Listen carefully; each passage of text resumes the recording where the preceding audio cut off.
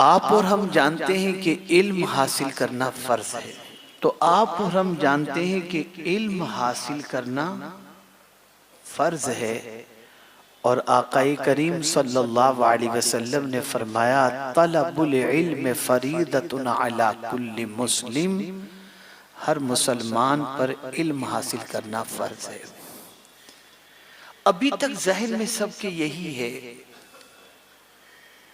कि ये जो इल्म हासिल करना फर्ज फरमाया गया, उससे मुराद कुरान सीखना, नमाज सीखना, मसाइल सीखना, नमाज जनाजा के बारे में सीखना, ज़कात के बारे में सीखना, हज के मसाइल सीखना, यही फर्ज है। तो आज मैं आपको इसके अलावा भी क्या सीखना फर्ज है वो मैं आपको समझा दूं। ये तो सीखना ही है और ये फर्ज है, लेकिन आला हज़रत अज़ीमुल बरकत इमाम इश्क व मोहब्बत ने फतावा रज़विया शरीफ के अंदर लिखा है कि जिस तरीके से ये चीजें सीखना फर्ज है, इसी तरीके से अखलाक से मुताल्लिक उन बातिनी चीजों से मुताल्लिक इल्म हासिल करना फर्ज है, बातिनी बीमारियों से मुताल्लिक कि जिसकी वजह से इंसान के अमाल बर्बाद हो जाते हैं। वो कौन सी चीजें हैं जो ममनुआत में से हैं, हराम में से हैं, जिनका इल्म हासिल करना फर्ज है।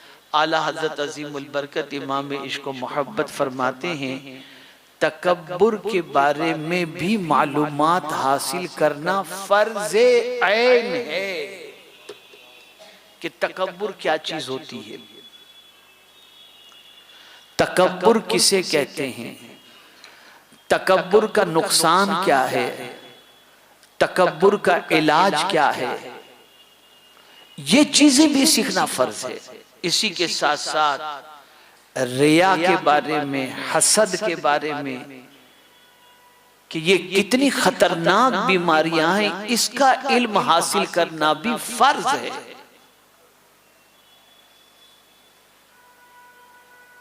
और ये याद रखें कि जिस तरीके से जिस्म बीमार होता है, वैसे रूह भी बीमार होती है।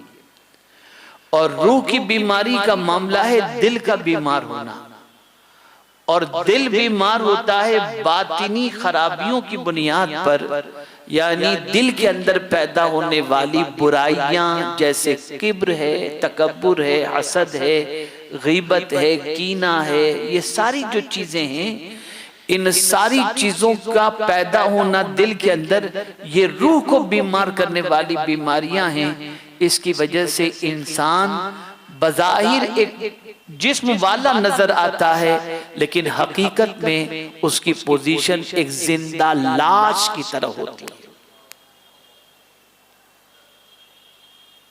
आज हमारे मुआशरे के अंदर तकब्बुर भी बढ़ गया, हमारे मुआशरे के अंदर हसद भी बढ़ गया, और आज हमारे मुआशरे के अंदर झूठ भी बढ़ गया। आज इन तीनों बीमारियों के बारे में थोड़ा सा समझें, और ये तीन ऐसे रोग हैं जो इंसान को हलाक कर देते हैं। इंसान को ये महसूस नहीं होता कि ये बहुत कोई बड़ा गुनाह करने जा रहा है, लेकिन अल्लाह के नजदीक उस गुनाह का कितनी सख्त सजा है, उससे उसे वाकिफियत नहीं होती। अब आप देखें, मैंने जिस आयत की तिलावत का शर्फ हासिल किया, वो आयत करीमा कई मर्तबा आप सुन चुके। अल्लाह इरशाद फरमाता है, वइज़ क़ुल्ना लिल मलाइकति इसजुदू लि आदम फसजदू इल्ला इब्लीस अबा वस्तकबरा व काना मिनल काफिरीन। कौन है ये इब्लीस? कौन था? इतनी इबादत करने वाला बंदा कि जिसके हवाले से फरमाया गया कि राई का दाना रखने जितनी भी जगह नहीं, उतने सजदे उसने किए। और किस चीज ने उसको हलाक कर दिया और जन्नत से निकाल दिया गया, बारगाहे समदियत से उसको मरदूद करार दिया गया, कयामत तक के लिए उसके गले में लानत का तोक डाल दिया गया। वो कौन सा गुनाह है? तो कुरान कहता है और याद करो, अल्लाह याद दिला रही। और जब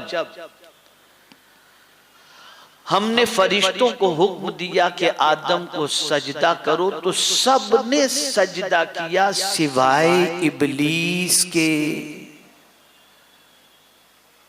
और उसने क्या किया? मुनकिर व अबा, मैं नहीं करूंगा, वस्तकबरा, और गुरूर किया,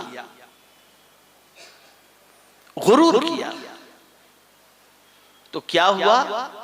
वकाना मिनल काफिरीन, तो काफिर हो गया। खुदा का इनकार नहीं किया, खुदा के फरमान का इनकार किया। और फिर उसने कहा अना खैरुम मिन्हु, जिनको तो ए मेरे मौला सजदा करने के बारे में फरमा रहा है, उनसे तो मैं बेहतर हूं। खलक़तनी मिन नार, मुझे तूने आग से पैदा किया, खलक़तहु मिन तीन, और उनको मिट्टी से पैदा किया, तो मैं उससे बेहतर हूं। बस ये अकड़ना था, किसी को कम और खुद को बेहतर समझना था। जिंदगी के सारे सजदे मुंह पे मार दिए गए।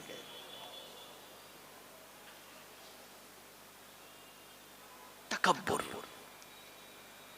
अल्लाह को किब्र पसंद नहीं।